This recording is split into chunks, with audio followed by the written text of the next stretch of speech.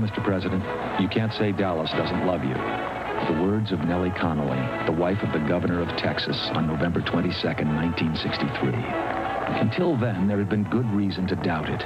Kennedy's brand of liberalism was not popular in the Lone Star State, and even that day, these leaflets were being distributed among the crowd. President Kennedy had made many enemies. Radical elements made statements. Why don't we go to the root of the problem and eliminate the number one man, JFK? This guy, Leopoldo, insisted we should do something. So immediately I realized that there was an assassination plot. He says, can you get me 4 automatic rifles with a telescope sight on? 'Cause I got the money. Money's no object. It was a question of how and when, not a question of whether, as to the necessity of eliminating Kennedy. Every week, every president receives threats to his life. I doubt that there was any special threat to President Kennedy's life.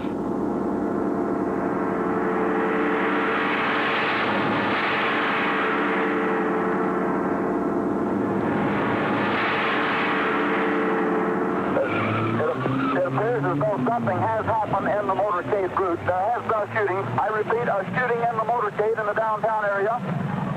The president's car is now going past me, now traveling at a very high rate of speed. Secret Service men standing up in the limousine. They are armed with submachine guns. You see Mrs. Kennedy's pink suit. There's a Secret Service man, spread eagle, on the top of the car. At this point, it looks as though it could have been 1 or 2 or even all of the people within the car may have been the victims, may have been struck by shots. We don't know. Hospital has been advised to stand by for a severe gunshot wound. And just now we've received reports here at Parkland that Governor Connolly was shot in the upper left chest, and the first unconfirmed reports say the president was hit in the head. That's an unconfirmed report that the president was hit in the head. The policeman says, no, you cannot come in here. You cannot come in here. We'll let nobody else in. It was definitely the president's testimony. We have a bulletin coming in. We're now switching directly to Parkland Hospital. The President of the United States is dead. President Kennedy has been assassinated. It's official now. The President is dead.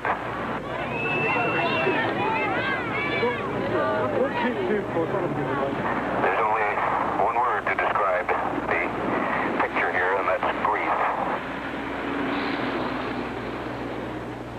80 minutes after the assassination, Lee Harvey Oswald was arrested. The public events of that day in Dallas remain painfully familiar to most Americans, but it's now possible, for the first time, to piece together some of what was going on behind the scenes, using official government documents that have only recently become available. Without any investigation, the FBI director, J. Edgar Hoover, reported to Attorney General Robert Kennedy 2 hours after the assassination, "I think we have the man who killed the president." The president's body came back to Washington on Air Force One.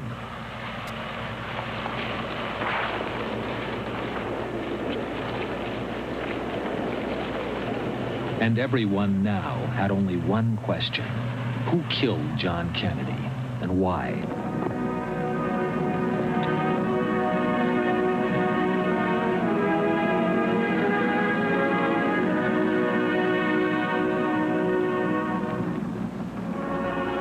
As America mourned the lost leader, the new president, Lyndon Johnson, was determining how best to end speculation about the assassination.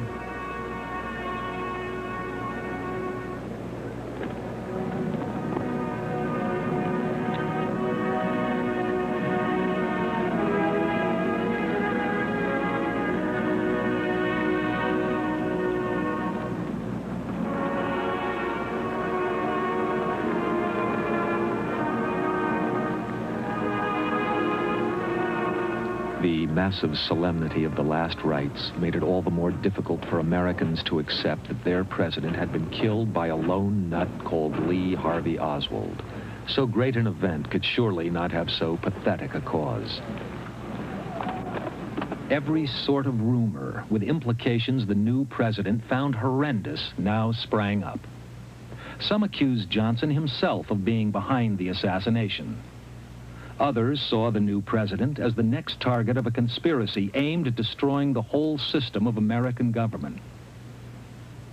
On November 29th, Chief Justice Earl Warren agreed to chair a presidential commission. The rumors must be quenched and speculation ended, Johnson told Warren. Deputy Attorney General Nicholas Katzenbach had already written to Johnson's top aide. The public must be satisfied that Oswald was the assassin and that he did not have Confederates. After 10 months' work, the Warren Commission produced its verdict. It exactly echoed the Katzenbach memo. Oswald was the lone assassin, and there was no evidence of a conspiracy. The conclusions were presented as unanimous. The then Congressman Gerald Ford declared, "The monumental record of the Warren Commission will stand like a Gibraltar of factual literature through the ages to come." I think the Warren Commission has, in fact, collapsed like a house of cards. And I believe that the Warren Commission was set up at the time to feed pablum to the American people for reasons not yet known, and that one of the biggest cover-ups in the history of our country occurred at that time. Senator Schweiker's views are based on his official investigation into the performance of the FBI and the CIA at the time of the assassination.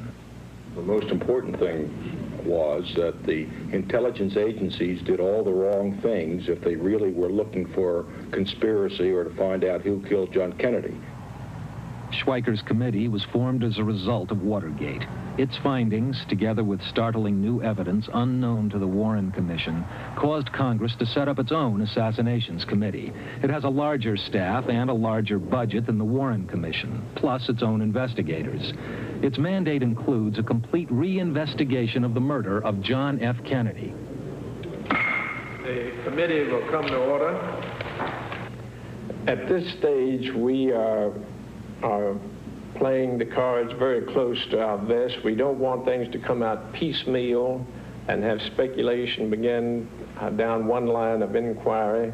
And so at this time, we aren't revealing or going into any of the evidence. The Assassinations Committee is now holding sessions behind closed doors after beginning as a public shambles. It's unlikely to issue a report this year, but it is now possible to make public the source of many of the committee's new leads. For years, many of the essential documents relating to the Kennedy assassination were kept classified under tight security in the National Archives. But under the Freedom of Information Act, many official documents that the government and its agencies would prefer to keep secret have been pried out. Within the past few months, in much publicized releases, the FBI has made available some 80,000 pages of its own records about the assassination. Significantly, however, the Bureau has still held back 10% of its material, claiming reasons of national security, or to protect informants, or on grounds of privacy. Many documents released under the Freedom of Information Act are a source of frustration. This CIA memo has half-blank first pages, then a blank page, and so on and on. Such industry by the censor has fueled suspicions that a cover-up is continuing. Well, there have been some instances of files being, I guess you would say, maliciously withheld or even destroyed. Let me give you one example without running the risk of maligning someone myself. Well, we don't know what the motive is, and this is the kind of problem we run into. The Pentagon has destroyed its Kennedy assassination file. The Army file on the Kennedy assassination has been destroyed. And we don't know why that was done. The full name is Lee Harvey Oswald, O-S-W-A-L-D. 80 minutes after the assassination, Lee Harvey Oswald, an ex-Marine, age 24, was arrested and charged with shooting a police officer. Dallas police produced the alleged Kennedy murder weapon. They claim to have found it 1 hour after the assassination in the Texas School Book Depository. and that it belonged to Lee Harvey Oswald. Without any doubt, he's the killer. The law says beyond a reasonable doubt and to a moral certainty, which there's no question that he was the killer of President Kennedy. This photograph, purportedly showing Oswald holding the murder weapon, appeared on the front page of Life magazine in February 1964. It was one of two that had been found by police with Oswald's possessions the day after the assassination. The pictures appeared in the Warren Commission report and helped convince the American public of Oswald's guilt. On television, two of the Warren Commission counsel and chief apologists made great play with the photograph. We know that Oswald had possession of that rifle because we have him photographed with it, and we have his wife saying that it was, quote, faithful rifle of Lee Oswald. We obtained the actual photographs that the Warren Commission used from the National Archives and showed them to a top forensic expert. Detective Superintendent Malcolm Thompson worked for 30 years in the Forensic Science Laboratory and Photographic Unit in the British Police Force. His job was to spot fakes and match likenesses. Thompson minutely examined the Warren Commission photographs. Among other things, he compared them with the photographs taken of Oswald by the Dallas police. The Dallas police photo showed Oswald had a rather pointed chin. On the Warren Commission photograph, even allowing for the shadow, the chin appeared unmistakably square. One can only conclude that Oswald's head has been stuck onto a chin, not being Oswald's chin. Then, to cover up the montage, retouching has been done, and when we consider this area of retouching here, one finds that there's a bulge in the line, and without doubt that shows this area between the head and the pillar has been retouched. But when one examines the shadow content, one sees the gun at an angle to the body which does not relate to the angle in the shadow. The gun is reaching far more out to the right, more in a horizontal position here in relation to the body shadow than the gun is actually being held by the person. Are you suggesting that those shadows have actually been touched in? They've been touched in.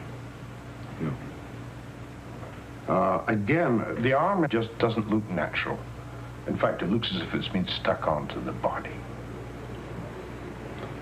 After examining these photographs, what is your professional opinion on them?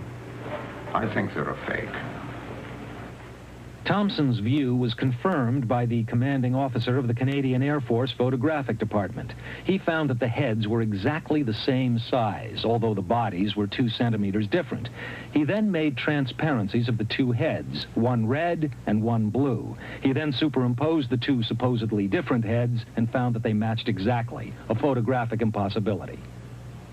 The Warren Commission's case against Oswald centered on the celebrated theory of the single bullet that allegedly went through both the president and Governor Connally to emerge virtually unscathed.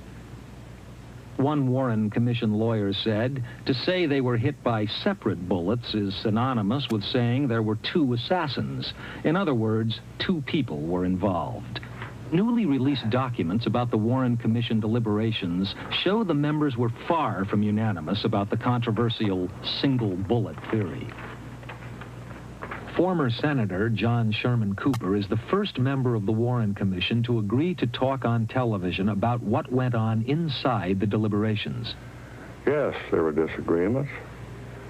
I think the most serious one that comes to me the most vividly, of course, was the question of whether or not the first shot went through President Kennedy and then through Governor Connally, who was sitting on the jump seat in front of him. I heard Governor Connally testify very strongly that he was not struck with the same bullet, and I could not convince myself that the same bullet struck both of them, although you had experts who said it could. And you mean that you yourself weren't convinced about the single bullet theory, which... No, I wasn't convinced by it. Neither was Senator Russell. Just before he died in 1971, Senator Russell caused the first cracks in the Warren Commission's Gibraltar of factual literature. Russell said publicly, "I think someone else worked with Lee Harvey Oswald." Dallas Police Chief Jesse Curry was in the fatal motorcade just ahead of the president and cannot accept the Warren Commission view that the only shot came from behind. I think there's a possibility that one could have come from in front of us. We've never been able to prove that. But just in my mind, and by the direction of the blood and brain from the president from one of the shots, it would just seem that it would have to be fired from the front rather than behind. I can't say that I could swear that I believe there was one man and one man alone. I think that there's a possibility there could have been another man. In his 12 hours of questioning by Dallas police, Oswald continuously denied he had shot the president. The notes of his interrogation have never been produced. The Assistant Attorney General of Dallas, William Alexander, was present at several of the interrogation sessions, and he remains disturbed by the curious demeanor of Lee Harvey Oswald. I was amazed that a person so young would have the self-control that he had. It was almost as if he had anticipated the situation. It was almost as if he had been rehearsed or programmed to meet the situation that he found himself in. It was almost as if he anticipated every question, every suggestion, every move that any of the people in charge of him made. Rehearsed by whom? Who knows?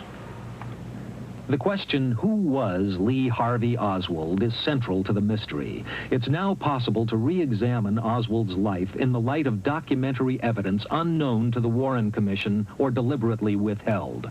Oswald spent his early years in an orphanage. At the age of 17, he joined the U.S. Marine Corps. A year later, he was sent to one of the most secret U.S. bases in the world, Atsugi in Japan. From here, the CIA operated spy flights over communist China using U-2 reconnaissance planes. Oswald became a radar operator, granted special security clearance with access to top-secret codes and flight plans. Oswald was known as something of a loner. He began to learn Russian, and he earned the nickname Comrade Oswaldkovich. The Marxist Marine and the CIA base seemed a curious contradiction. He crossed paths with Sergeant Jerry Hemming, who also served in radar control at the Atsugi base and had been recruited by naval intelligence. The first time I met Oswald, I felt he was working for somebody. And I felt at that time it was naval intelligence. What made you feel that he was working for an intelligence? Well, the questions he was asking, and by his obvious knowledge of my background. Somebody had briefed him. In autumn 1959, Oswald suddenly left the Marines and went to Moscow. Unexplained money and an unlisted flight enabled him to arrive at the American Embassy. There he told Consul John McVicker he intended to become a Soviet citizen and turn over American radar secrets. McVicker felt he was following a pattern of behavior in which he had been tutored by a person or persons unknown. Seemed to be using words he had learned but did not fully understand. In short, it seemed to me there was a possibility that he had been in contact with others before or during his Marine Corps tour who had guided him and encouraged him in his actions. Oswald went to work in a radio factory in the Russian city of Minsk. But in America, at the same time, Oswald's identity was causing a problem for the FBI.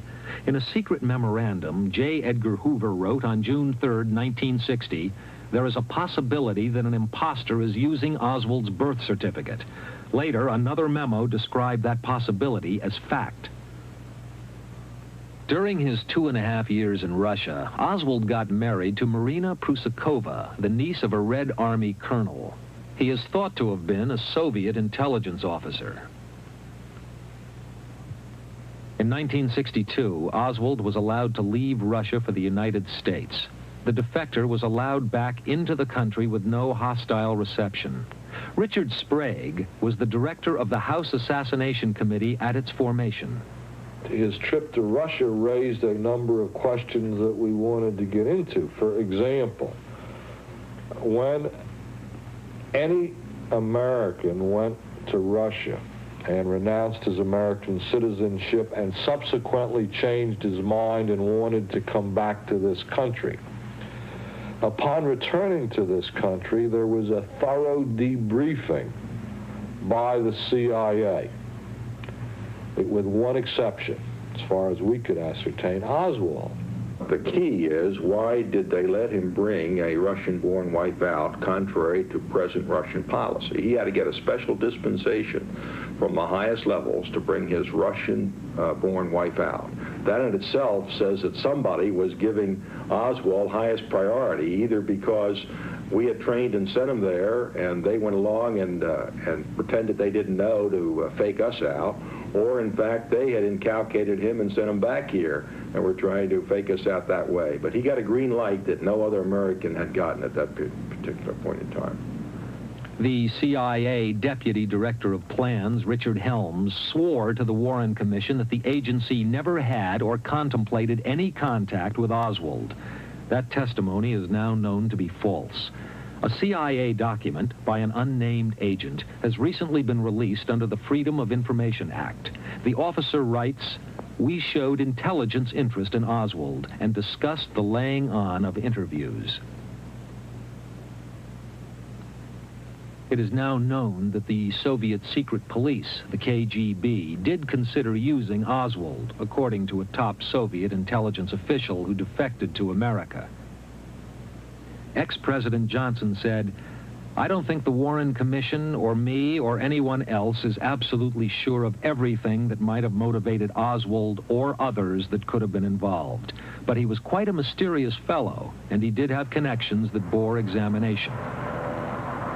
Shortly after his return from Russia, Oswald took a Greyhound bus to New Orleans. He lived there until September 1963, 2 months before the assassination. At that time, New Orleans was one of the main centers of right-wing exiles from Castro's Cuba.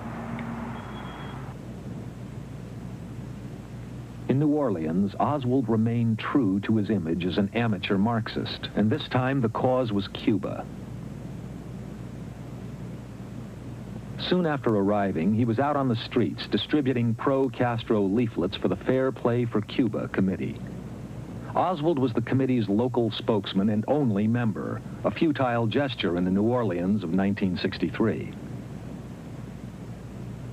Oswald had picked the very issue which had bedeviled the presidency of John F. Kennedy from the beginning.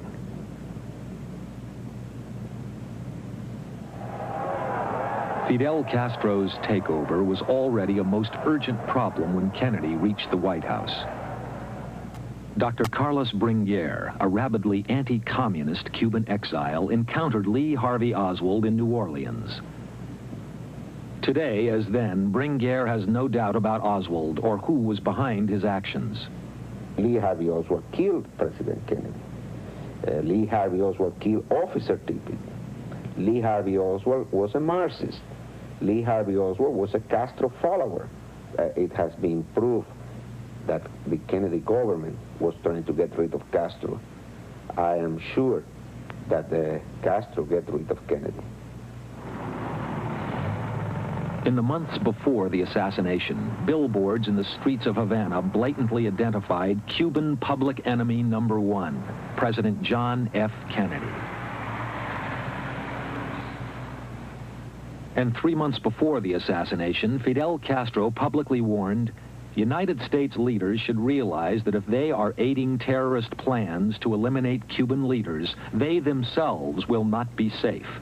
Today, Castro denies that he had anything to do with the assassination. Why? Because we do not believe that the system is abolished by liquidating the leaders. It is the system that we opposed, the reactionary ideas, not the men. Our reaction to the assassination was one of grief, because it seemed to us a painful, tragic way for Kennedy's life to end. Unknown to President Kennedy throughout his time at the White House, the CIA was hatching an extraordinary series of assassination plots against the life of Fidel Castro. These plots were never revealed to the Warren Commission, even though one of its members, Allen Dulles, had himself been director of the CIA when the plans were conceived. In 1976, one of the plot's coordinators secretly informed the government he believed some of his associates had gone on to murder the president. The sensational revelation, detailed in the Senate Intelligence Committee report, was that the CIA had recruited hitmen for the anti-Castro plots by making a deal with the mafia. This is how it happened. The CIA, according to the Senate Intelligence Committee, commissioned one of its consultants, Robert Mayhew, the right-hand man of Howard Hughes, to set up the contract. Johnny Roselli, mob leader in Las Vegas, was the first contact. He recruited Sam Giancana, the Chicago mafia leader, who in turn brought in Santos Trafficante, the man who had been at the top of the Havana mafia before Castro took over.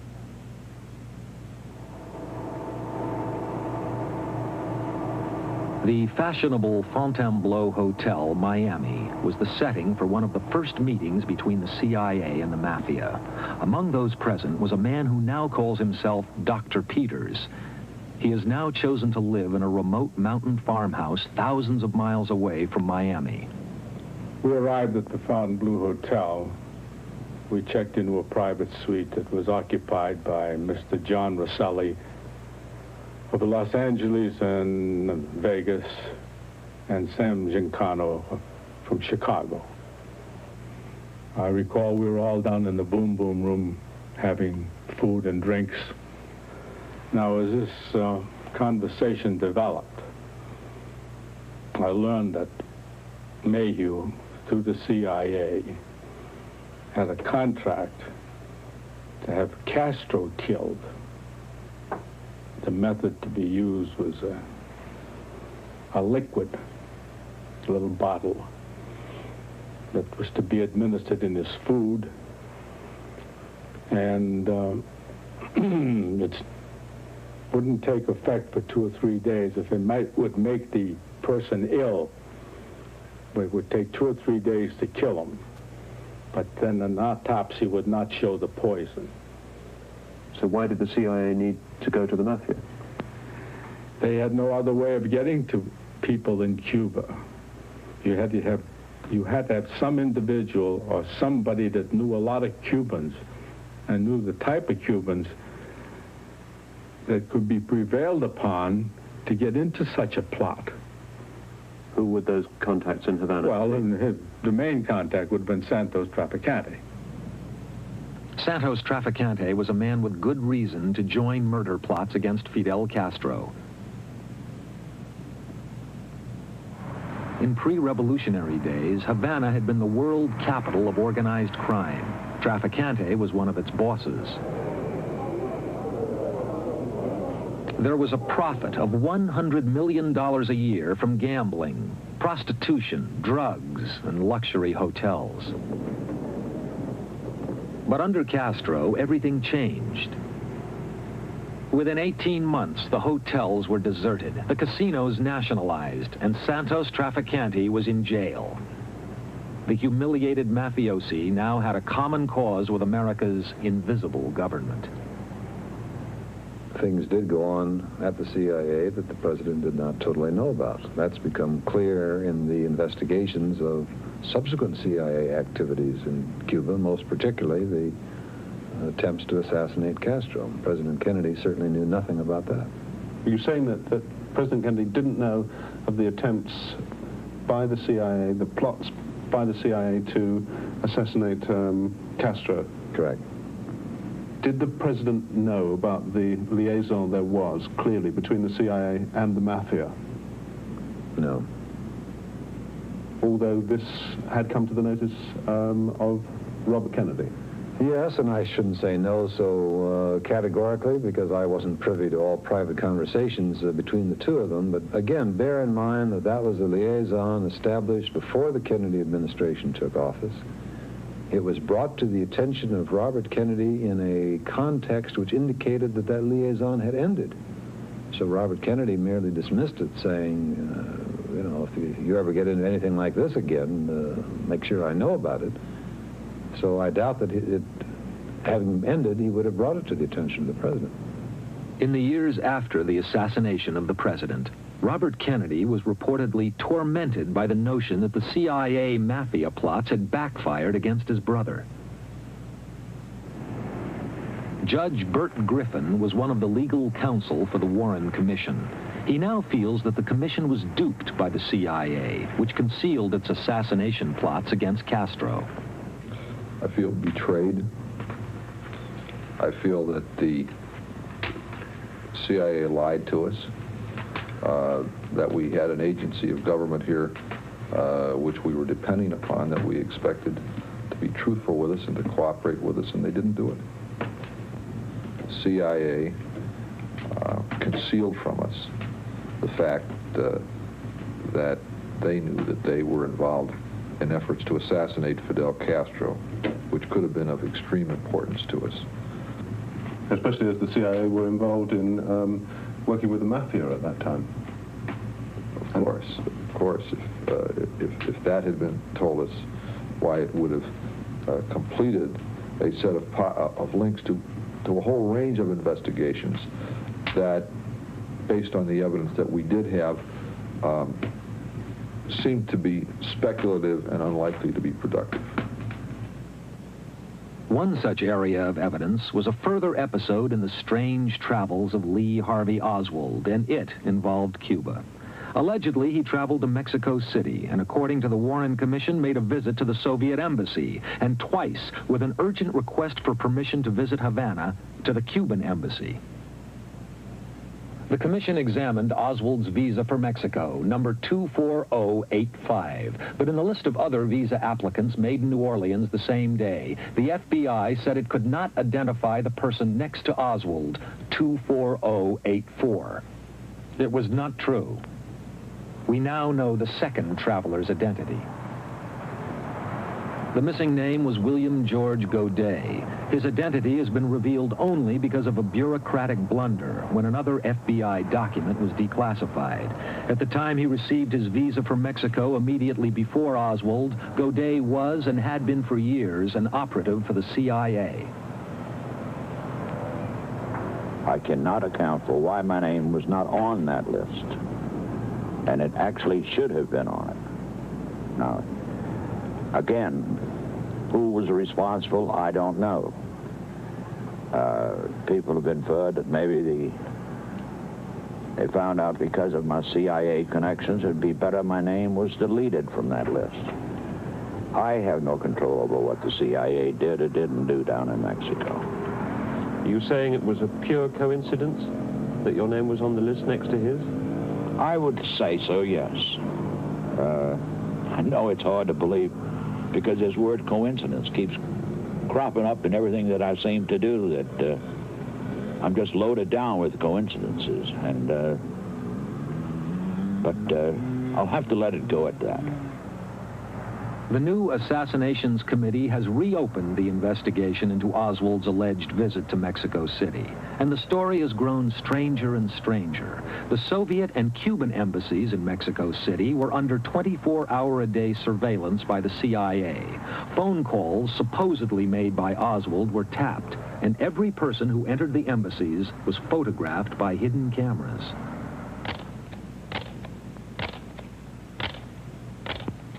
But as the record now reveals, these were the photographs which the CIA produced. And according to the CIA, they purport to show a man who identified himself as Lee Harvey Oswald entering the Cuban embassy.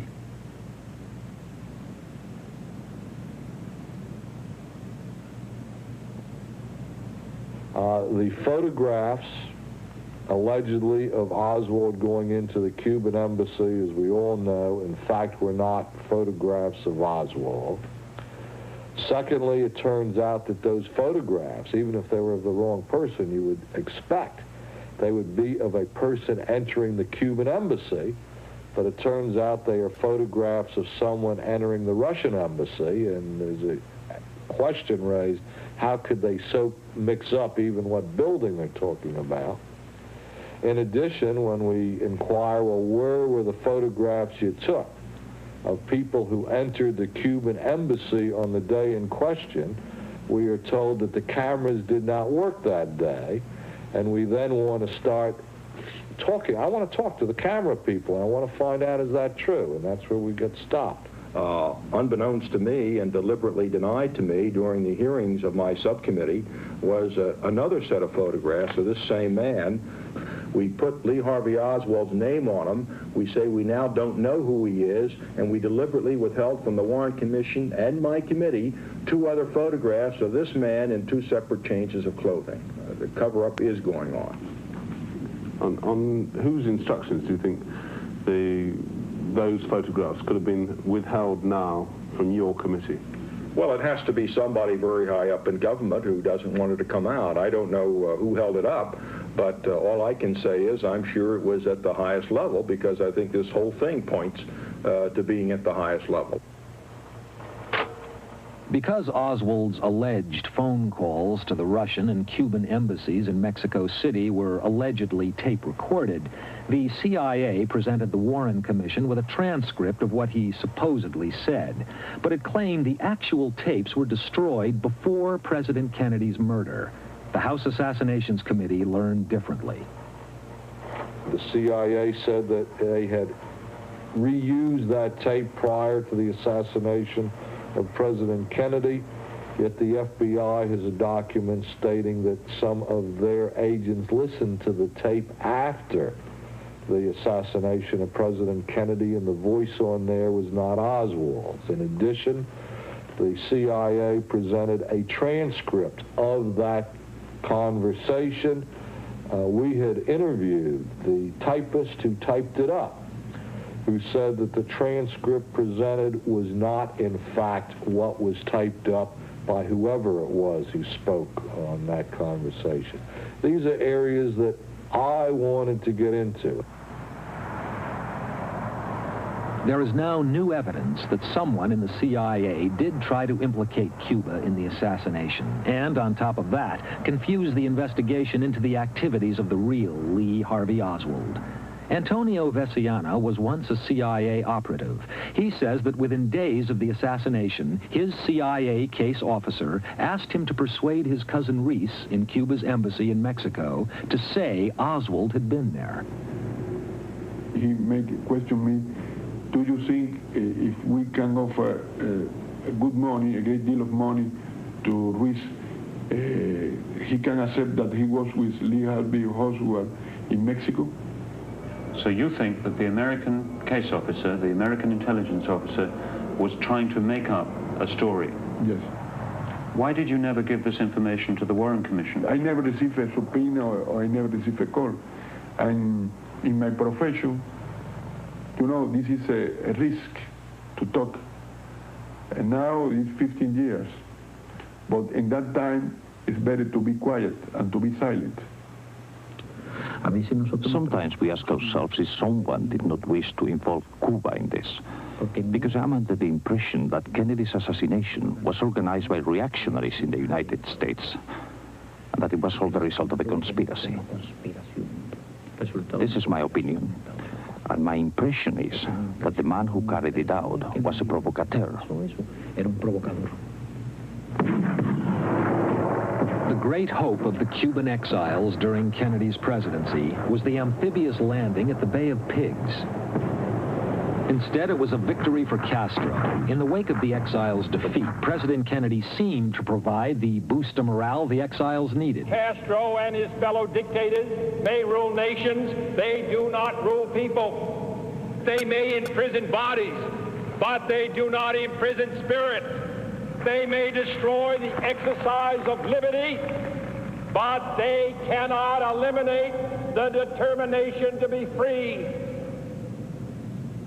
Thousands of dispossessed Cubans gathered to hear the president in Miami, and the promise in his words was just what they wanted to hear. I can assure you that this flag will be returned to this brigade in a free Havana. The speech was rapturously received, but in the crowd were many who blamed Kennedy for not intervening at the Bay of Pigs. U.S. authorities were now actually preventing many guerrilla raids against Castro, and some suspected Kennedy was going soft on communism. In the eyes of some CIA-trained militants, Kennedy had become a traitor to the cause. At that time, in late 1962, Jerry Hemming, ex-Marine and intelligence operative, was training anti-Castro guerrillas. He worked with some of the most violent Cuban militants, with the most passionate feelings about the exile cause. Were you ever offered money to assassinate President Kennedy? Directly, on numerous occasions. In our activities seeking support for the Cuban exiles, we encountered people from most of what we'd call a varied political spectrum. The majority of them right-wingers, conservatives, anti-communists. Within these elements, groups of people, there were quite a few very outspoken. As relationships developed and as time went on, some of them very pointedly made statements as to how to resolve the communist menace, how to resolve Castro. Quite often it would boil down to, why are we wasting our time trying to get Castro? Why don't we go to the root of the problem and eliminate the communists in Washington, the #1 man, JFK? In the 6 months before the assassination, Lee Harvey Oswald stepped into yet another role and created new mysteries. This was to be perhaps the most contradictory episode of all. For during his time in New Orleans, Oswald, on the street, the pro-Castro agitator, cultivated opposite causes and unlikely friends. Oswald went privately to offer his services and military experience to Carlos Bringuier, who was a leading member of an exile organization set up by the CIA. He was claiming that he was anti-Castro, that he had experience in guerrilla warfare and training in the Marines, and that he was willing to train Cubans to fight against Castro. 2 days later, Bringuier was outraged to see Oswald handing out pro-Castro leaflets. I encountered him with the sign Viva Castro and Hands Off Cuba. Viva Fidel was this reading of the sign. Viva Fidel. Viva Fidel. And I was surprised when it was the same man that has been in my store offering his service to train Cubans. One of the most important Warren Commission witnesses about the double life of Lee Harvey Oswald has never before agreed to speak publicly. Sylvia Odillo, who has now changed her name and residence. She lived here in Dallas in September 1963. She was a wealthy Cuban exile activist. 2 months before the assassination, she received a visit from 2 Latins and 1 American at the time when Lee Harvey Oswald was supposedly visiting the Cuban embassy in Mexico. I was visited by a man and 2 other men, but specifically Lee Harvey Oswald, even though he introduced himself as Leon Harvey Oswald at the time. You have no doubt at all in your mind, now or then, that this was Lee Harvey Oswald? Oh, no, not at all. He was Lee Harvey Oswald. At the meeting, Oswald and the 2 men told Mrs. Odillo they had just come from New Orleans and wanted to know if she would finance some anti-Castro operations they were planning. She refused, but the next morning she received a telephone call from one of the 2 Latins. It was from Leopoldo, which was a tall guy. And he told me the first thing he said was, "What do you think of the American?" And I said, "Well, I didn't think very much. I didn't make an opinion." He says, "Well, you know, he's kind of loco. Loco means crazy in Spanish, and he's kind of nuts. And he's a Marine, an ex-Marine.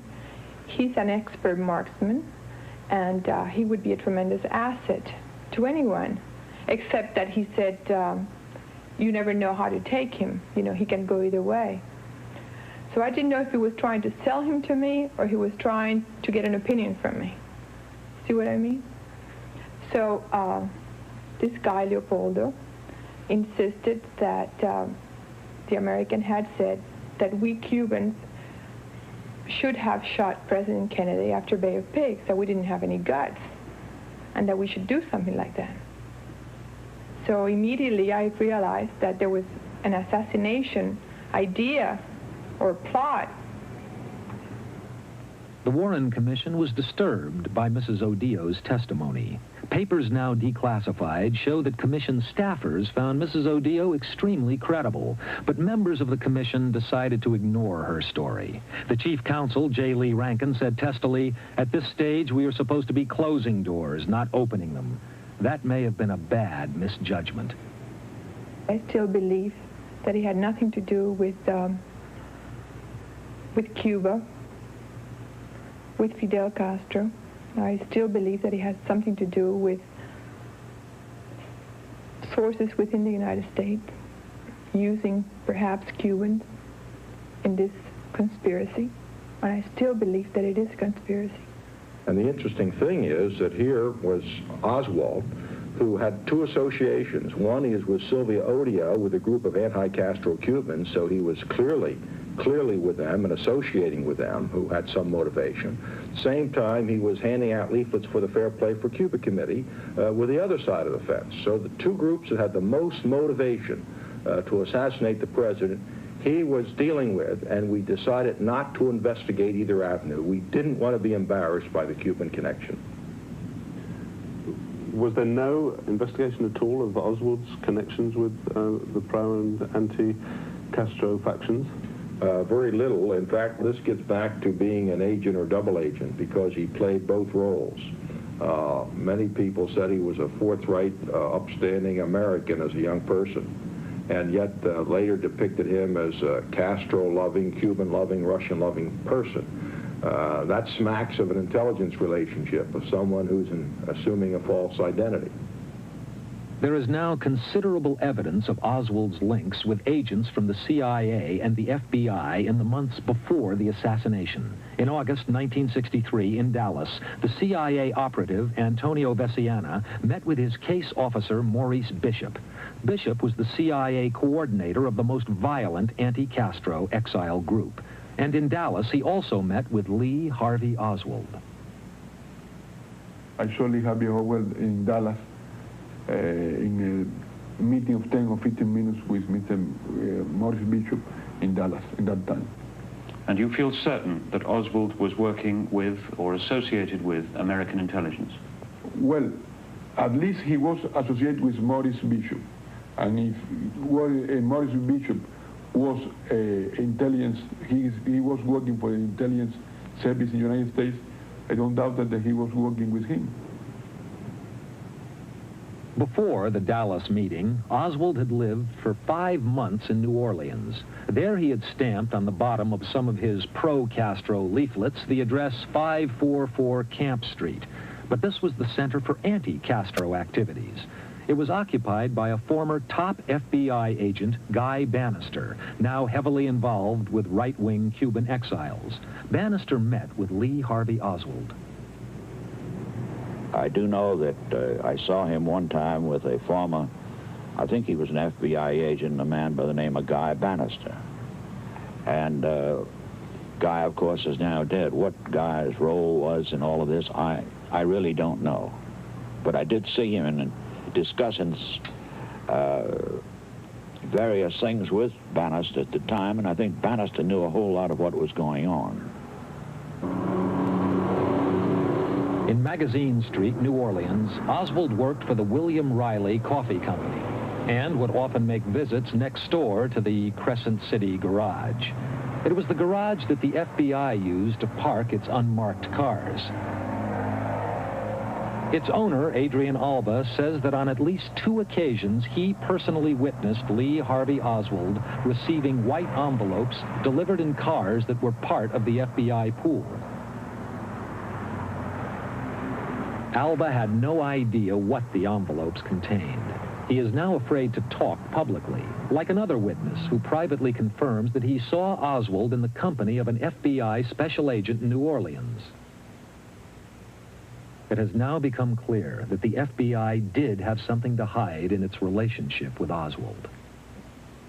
2 years ago, the House committee charged with oversight of the FBI called the Bureau's special agent in Dallas at the time of the assassination to testify.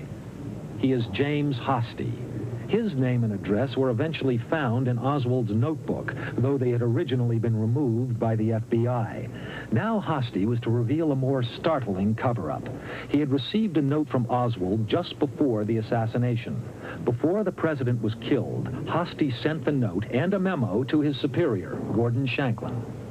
The memorandum and the note in question, and he handed it to me, and he said, in effect, Oswald's dead now. There can be no trial. Here, get rid of this. I then proceeded to tear it up. His presence, he said, no, get it out of here. I don't even want it in this office. Get rid of it. I then took it out and destroyed it. And how did you destroy it? I took it into the washroom and flushed it down the drain.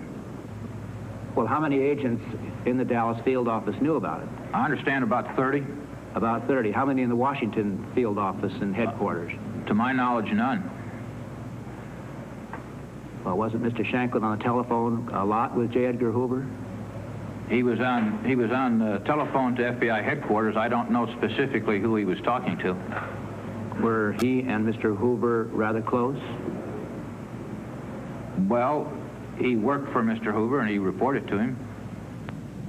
The feisty J. Edgar Hoover was determined that the FBI should emerge with its reputation enhanced from the assassination inquiry. But it's now clear from the Senate Intelligence Committee report that Hoover and his top aides deliberately withheld many vital areas of information from the Warren Commission. The commission had no independent investigators and relied totally on the FBI. Did you trust J. Edgar Hoover? I don't think any of us trusted J. Edgar Hoover when it came to the question of the image of the FBI. But do you think that for one reason or another, the FBI deliberately misled the Warren Commission? Well, I think in any area where Oswald's relationship to the FBI, even as a suspect from the FBI, could have supplied a motive for Oswald. In those areas, we could not trust Hoover. I'm just a patsy. I'm a patsy, said Oswald. But whatever he might eventually have revealed about his links with intelligence agents was lost to history when he was silenced forever in Dallas Police Headquarters.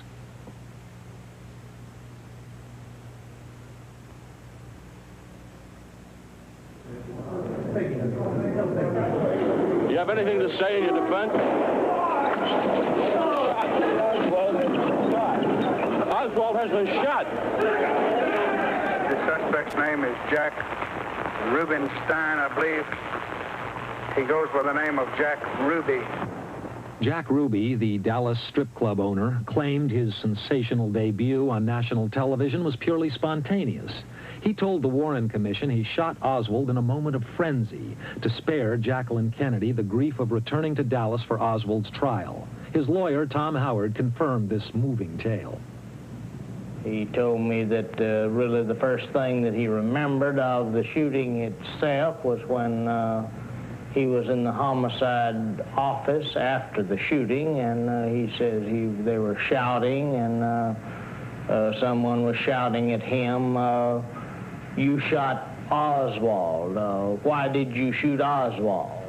And that's really the first recollection he has of it. I would think that we would at least plead temporary insanity.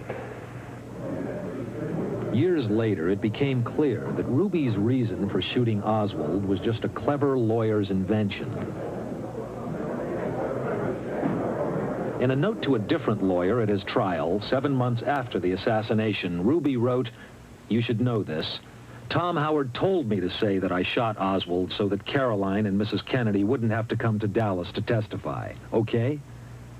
This note was unknown to the Warren Commission or to the jury in Ruby's trial, as was much else about the life of Jack Ruby. The commission found no substantiation for rumors linking Ruby with pro- or anti-Castro activities, and no significant link between Ruby and organized crime. Jack Ruby died of cancer in 1967. He's buried in Chicago, where his career began.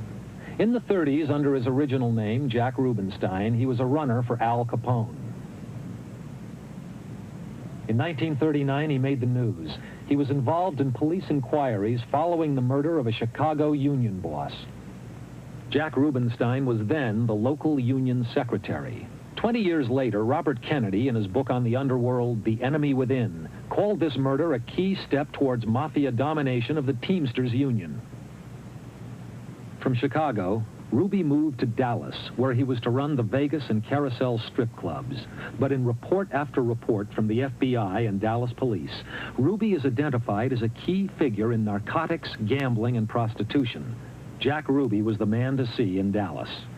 His best friend, who represented Ruby's direct link to the top mafia bosses, was Louis J. McWillie. "I idolized that boy," Ruby told the Warren Commission. In 1958, McWillie left for Cuba.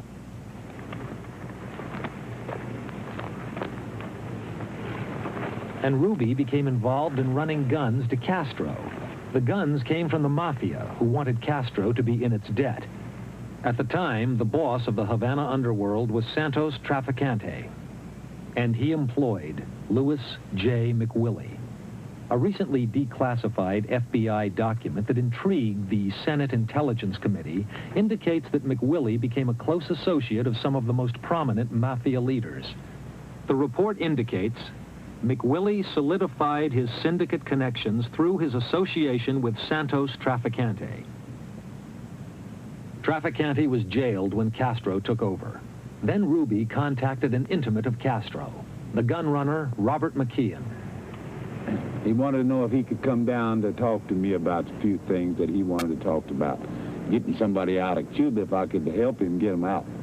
I said, well, that's all right, come on down. So I think the next day he came out to the bar where I owned it.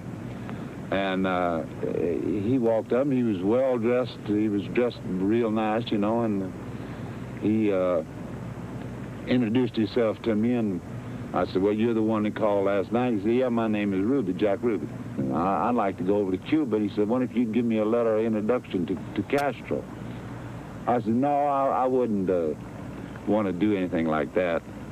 He said, well, I certainly wouldn't make it worth your while to do it. I said, what do you mean worth my while? He said, well, I believe that it'd be worth a lot of money to me. And I said, well, I don't know how much money it'd be worth. I said, but... And so he mentioned $25,000, but to my opinion, that was quite a bit of money. Well, I found out later through friends of mine that he did go to Cuba, and he did use my name. There is documentary evidence that when Ruby reached Havana, he paid several visits to the jailed mafia leader, Santos Traficante. It comes in a declassified CIA cable quoting a British journalist who was in the same jail as Traficante. The memo says, Traficante was visited frequently by an American gangster type named Ruby. Traficante was released after 6 months in jail. He left Havana to run the organized crime empire in Florida. Nothing in relation to this, okay? No comment. It was in Miami that Traficante became the top coordinator of the secret CIA mafia plots against Castro, working with Johnny Roselli and Sam Giancana. But while the invisible arm of the American government was embracing the mob, all unknown to President Kennedy, his administration had launched an unprecedented war on organized crime, led by Attorney General Robert Kennedy. I think that in the field of organized crime, I think it's a very serious situation that's facing the country at the present time.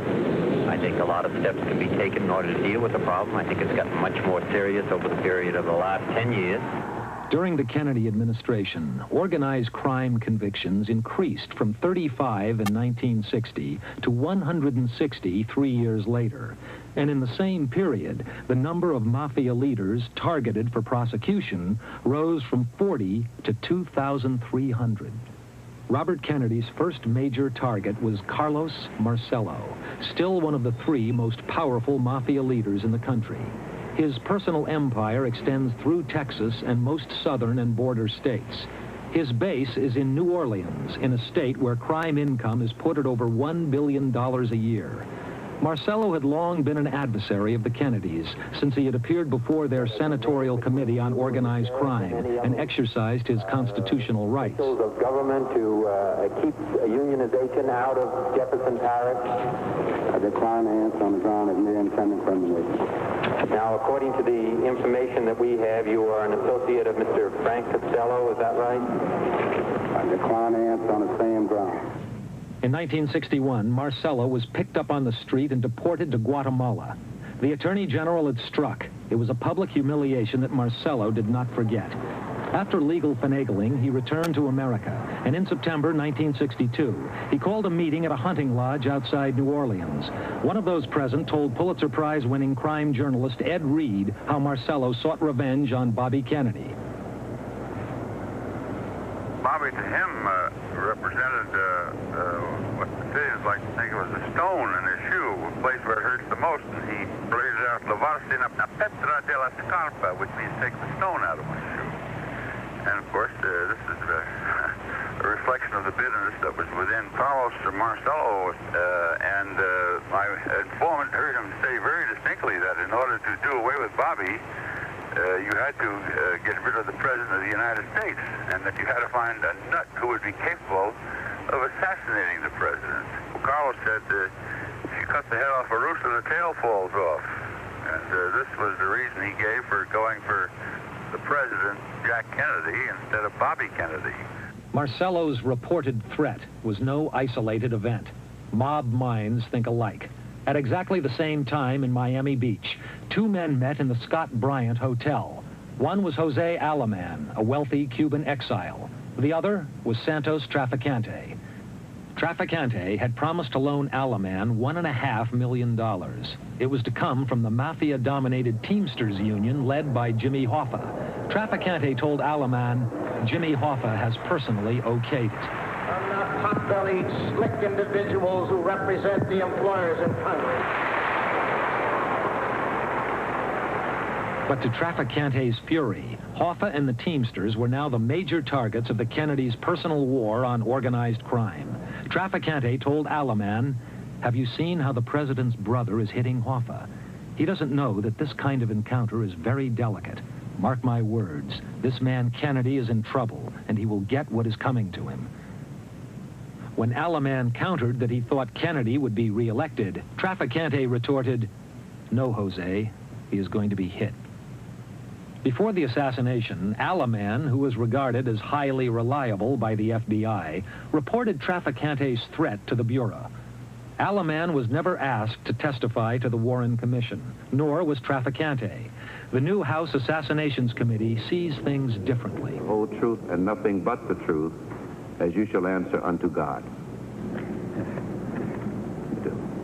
Thank you. You may be seated.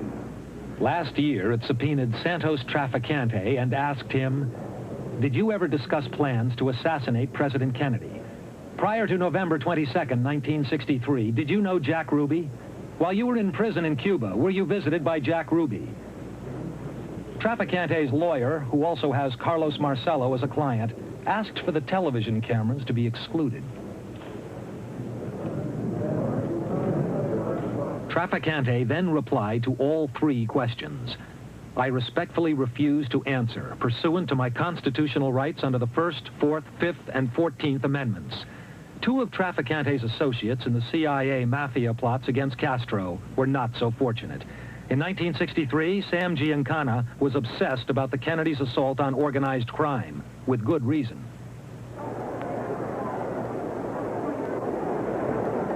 Robert Kennedy had placed him top of the hit list for special attention.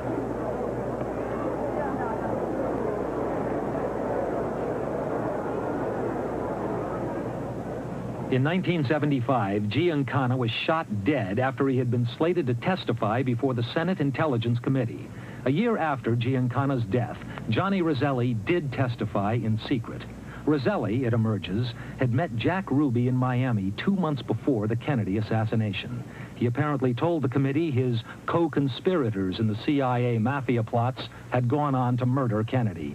And Jack Ruby was ordered to eliminate Oswald, said Roselli. 2 months after giving new secret information to Intelligence Committee investigators, Rosselli's mutilated body was found floating in Miami's Dumbfoundling Bay, stuffed in an oil drum. He was killed to shut him up once and for all. You see, originally, now this is personal opinion, originally this was to be a great secret. This was never to leak. You know, this is a terrible thing to have one country plotting to kill the leader of another country. Mayhew blew it first. He became the squealer, so he was out. The rest of us all kept quiet, forgot about it. I never heard of it. Who wanted to stop Johnny Roselli talking?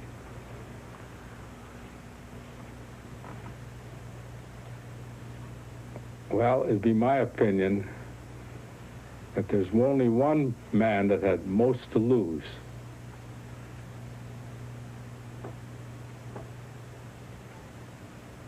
I don't want to name him because I have no proof. One man who's very big and has a big business. It's an unlawful business, illegal business. He was involved.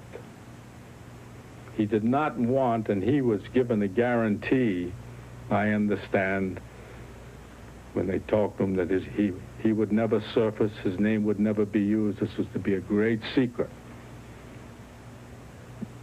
When the Senate committee was formed, the headlines in Chicago said Giancana is, hired to kill Castro.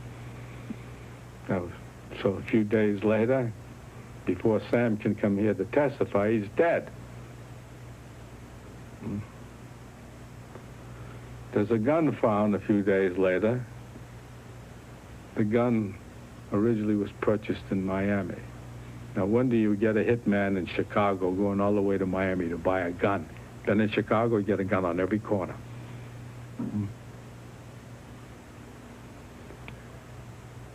Somebody didn't want Sam to testify, and all Sam was going to say, I gave a contact to Santos. Period. I don't know anything more about it. Santos Trafficante. That would have been the headline. Was there anything about the way they were killed that indicated? Well, in Sam's case, the shooting, placing the bullets around the mouth, which is a mob's way of saying, keep your mouth shut, seal his lips. It's an old mob method to warn others not to talk. The Kennedy War on Organized Crime had begun in the late 50s when they probed union corruption and Jimmy Hoffa's role in the Teamster Mafia alliance.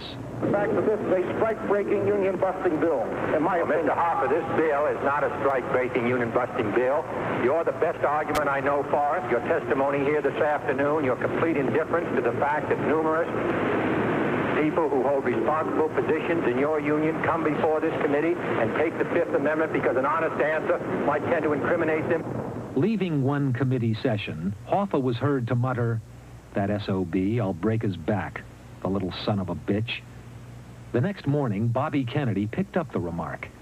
While leaving the hearings after these people had testified regarding this matter, did you say, "That SOB, I'll break his back"? Who? You. Say to who? To anyone. Did you make that statement after these people testified before the committee?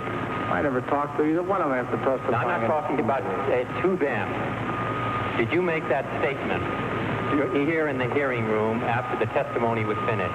Not concerning them, as far as I know of. Well, who did you make it about? I don't know. I may have been discussing somebody in the figure of speech. Well, who did you make the statement? Whose back were you going to break? I don't even remember it.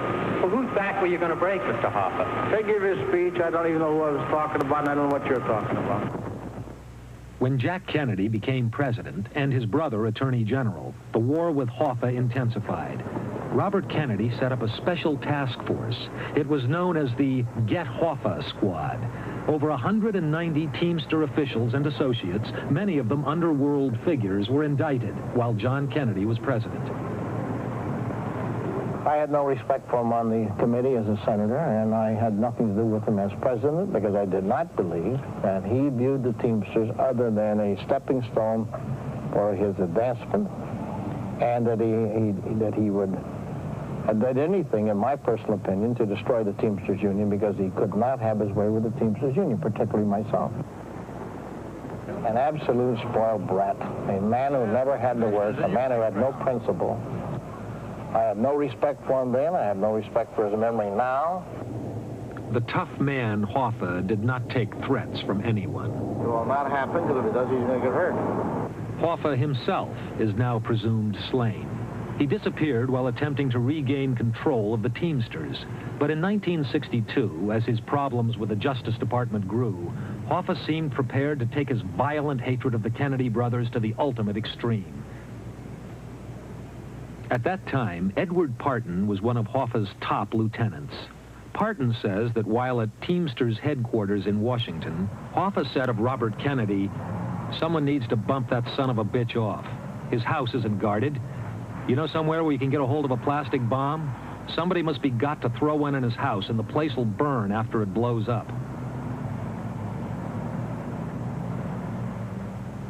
I learned in 1962 that Mr. Parton had been entrusted with the mission of securing plastic explosives to be used in either blowing up Mr. Bobby Kennedy, then the U.S. Attorney General, in his automobile or in his home. Did you learn anything that backed that up from your own personal experience? Yes, there were 2 telephone calls that were monitored by me. The calls originated with Mr. Parton and terminated with Mr. Hoffa on the other end of the line. Mr.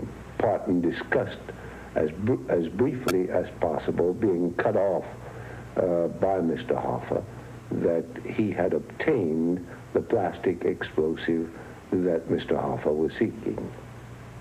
Do you consider that Mr. Hoffa's hatred or motive for murder was directed against the Kennedys in general? Yes, I do. And could also have been directed against the president? Yes, I believe that. Were there close links between Hoffa and the leaders of organized crime? Those who are purportedly members of organized crime, such as Mr. Carlos Marcella of New Orleans, was closely linked to Mr. Hoffa, according to what Mr. Hoffa told me in 1964. Was he capable of carrying out his threats? I think that he fully intended to carry the threats out. I really think that he had the capability. It was a question of how and when, not a question of whether he had doubts as to the necessity of eliminating at least Mr. Bobby Kennedy. And possibly his brother also. And possibly his brother also. We contacted Edward Parton, who lives in Louisiana and was a key prosecution witness against Hoffa in 1964. Hoffa was sentenced to 8 years in prison for a jury tampering offense. Parton agreed to meet us for an interview in Baton Rouge, Louisiana, at the Holiday Inn. Mr. Parton never turned up for the interview, although we waited many hours. He made himself impossible to contact, either at his home or his office. But eventually, this letter from Parton reached us. He said, "I'm sorry. I can't keep the appointment with you for the safety of my family and myself, especially my family, whom I have had to move out of the state and hide. I just don't think it would be fair to them. All I can say is that if you live in Louisiana, there are a couple of high-up officials who have links with certain people that a person would have to be a fool not to know the games they play. I pray that someday high officials of the country or the news media can see under their cloak of respectability and expose them for what they are. I have seen some of the injustices handed down since Hoffa's existence, and I want my children to not have to live in it, because until now, they have only known fear, death, and the threat of death. Sincerely, E.G. Parton." It is now known that in the month before the assassination, Jack Ruby was in contact with some of the most powerful Teamster officials in the country, including Barney Baker, described by Robert Kennedy as Hoffa's roving organizer and ambassador of violence. Before he died, Jack Ruby gave one interview not seen till now on national television. The only thing I can say, what is your name, and I'll know how to address you. Harry Kendall. Harry Kendall. Everything pertaining to what's happening has never come to the surface. The world will never know the true facts of what occurred, my motives.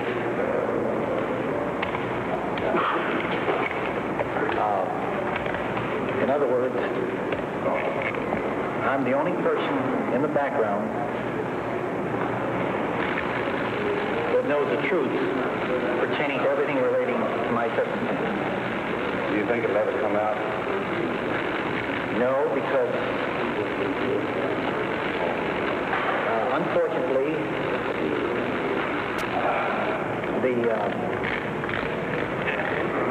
the people that have so much to gain and have such an ulterior motive for putting me in a position I'm in will never let the true facts come above board to the world. Now, these people are in very high positions, Jack? Yes. Arlington Cemetery, winter, 1978.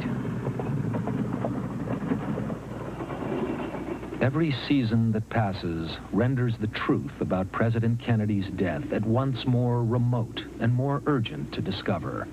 What we know now, but didn't know then, made the reopening of the investigation imperative. The Warren Commission acted to squelch what it called dirty rumors, but many of them have turned out to be true. It no longer seems paranoid to brood about the suggestive and possibly monstrous interconnections between all the evidence that has emerged. President Kennedy is dead, and nothing will bring him back. But as with Watergate, the unraveling of the cover-up may tell the American people more than the crime itself. What is most disturbing to me is that two agencies of our government that were supposed to be loyal and faithful to us deliberately lied to us. I feel outraged that we have not discovered the truth when I think the American public needs to know the truth for history's sake, for all of us. I'm very angry at all the forces that I cannot understand. So much has happened, not only with respect to the CIA, but with respect to Watergate and so on, that I obviously cannot exclude anything as being beyond the realm of possibility. The impossible has happened many, many times. One of the biggest cover-ups in the history of our country occurred at that time.